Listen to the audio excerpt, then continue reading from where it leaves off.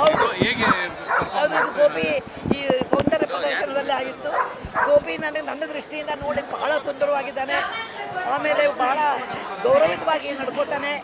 ಅವನು ತನಗೆ ಬರುವ ದುಡ್ಡಿನಲ್ಲಿ ಬೀದಿ ನಾಯಿಗೆ ಪ್ರತಿ ತಿಂಗಳು 2,000 kg ಅಕ್ಕಿಯನ್ನು ಕೊಡ್ತಾನೆ. ಅವನ ಪುಸ್ತಕಗಳು ಭಾರತದ 8 ಭಾಷೆಯಲ್ಲಿ ಭಾಷಾಂತರಗೊಂಡಿದೆ. ವರ್ಷಕ್ಕೆ ಅವನು 5 ಲಕ್ಷ ಕಾಪಿ ಅದು ಖರ್ಚಾಗ್ತಿದೆ. ಗೋಪಿ ಅದೆಲ್ಲಕ್ಕಿಂತ ಹೆಚ್ಚು ಗೋಪಿ ಭಾಳ ಸ್ನೇಹಮಯಿ ಇದ್ದಾನೆ. ಅದಕ್ಕೆ ನನಗೆ ಗೋಪಿಗೆ ಸಿಕ್ಕ ಬಹುಮಾನ ನನಗೇ ಸಿಕ್ಕಿದೆ ಅನ್ನೋದು ಸಂತೋಷ ಆಗಿದೆ. ಗೋಪಿ ಜೊತೆಗೆ ಅನೇಕರು ಕೆಲಸ ಮಾಡ್ತಾರೆ. ನಮ್ಮ ಸಿದ್ದನಾಯಕರು ಎಲ್ಲರಿಗಿಂತ ಹಿರಿಯರು, ಅವ್ರು ನೋಡ್ಕೋತಾರೆ. ಆಮೇಲೆ ನಮ್ಮ ಮಂಜು ಅಂತ ಇದ್ದಾರೆ, ನಮ್ಮ ಡ್ರೈವರು ಅವ್ರು ನೋಡ್ಕೋತಾರೆ. ಡ್ರೈವರ್ ಪ್ರದೀಪ್ ಅಂತ ಇದ್ದಾರೆ, ಅವ್ರು ನೋಡ್ಕೋತಾರೆ. ಯಾರು ನನ್ನ ಊರಾಗಿದ್ದಾಗ ಇಲ್ಲಾದ್ರೆ ಶಿವಾಜಿ ಸಹ ಬಂದಿದ್ದಾರೆ. ಹೀಗೆ ಜನರು ಅವ್ರಿಗೆ ನೋಡ್ಕೊಳ್ಳೋಕ್ಕಿರೋದ್ರಿಂದ ನಾನು ಇಷ್ಟೊಂದು ಪ್ರಯಾಣ ಮಾಡಬಲ್ಲೆ, ಇಷ್ಟೊಂದು ಕೆಲಸ ಮಾಡಬಲ್ಲೆ. ಪ್ರಾಣಿಗಳ ವಿಚಾರವಾಗಿ ಏನು ಒಂದು ಕರೆಯನ್ನು ಕೊಡಲಿಕ್ಕೆ ಇಷ್ಟಪಡ್ತೀನಿ? ಎಲ್ಲರೂ ಹೇಳ್ತೀನಿ, ಮಕ್ಕಳು ಕೇವಲ ಬೊಂಬೆಯಿಂದ ಬೆಳಿಬಾರ್ದು, ಸ್ವಾರ್ಥತೆ ಬಂದ್ಬಿಡ್ತದೆ. ಪ್ರಾಣಿ ಜೊತೆಗೆ ಬೆಳೆದ್ರೆ ಅವರಿಗೆ ಒಂದು ಕರುಣೆ, ಅಂತಃಕರಣ, ನಿಷ್ಕಲ್ಮಶವಾದ ಪ್ರೀತಿ ಬರ್ತದೆ.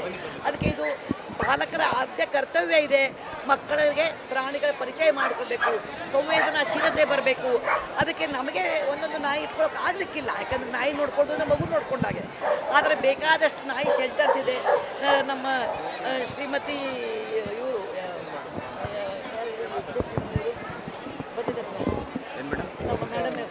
ಸವಿತಾ ನಾಗಭೂಷಣ್ ಇದ್ದಾರೆ.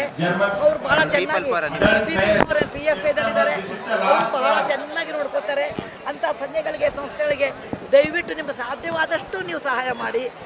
ಎಲ್ಲ ತಾಯಂದ್ರಿಗೆ ಹೇಳ್ತೀನಿ, ಗೌರಿ ಹಬ್ಬಕ್ಕೆ 5,000 ರೂಪಾಯಿ ಸೀರೆ ಬದ್ದಿ 4,000 ರೂಪಾಯಿ ಸೀರೆ ತಗೊಳ್ಳಿ, 1,000 ರೂಪಾಯಿ ಪ್ರಾಣಿಗಳಿಗೆ ಹಾಕಿಕೊಡಿ ಅಂತ ಮಕ್ಕಳಿಗೆ ಹೇಳ್ತೀನಿ. ನೀವು ಬರ್ತಡೇಲಿ 5,000 ರೂಪಾಯಿ ಖರ್ಚು ಮಾಡ್ತಿದ್ರೆ 500 ರೂಪಾಯಿ ಪ್ರಾಣಿಗಳಿಗೆ ಕೊಡಿ. ಗಂಡಂದ್ರಿಗೆ ಅಥವಾ ಗಂಡಸರಿಗೆ ಹೇಳಬೇಕು ಅಂತೀನಿ.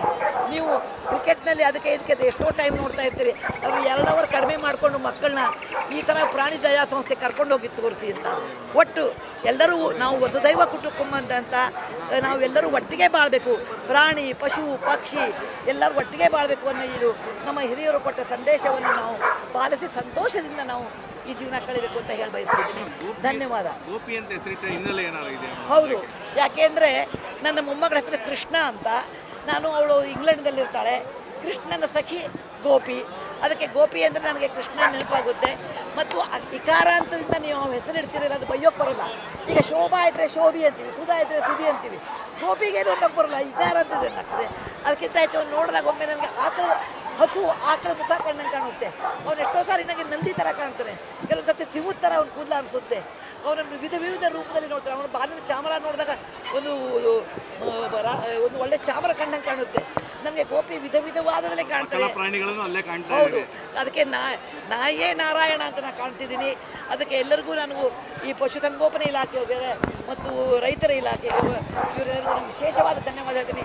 ನನಗೆ ಇಂಥ ಒಂದು ಸುಂದರವಾದ ಅವಕಾಶ ಕೊಡೋದಕ್ಕೆ ಮತ್ತೊಮ್ಮೆ ನಿಮ್ಮೆಲ್ಲರ ಮಾಧ್ಯಮದವ್ರಿಗೊಂದು ಧನ್ಯವಾದ ಹೇಳ್ತೀನಿ.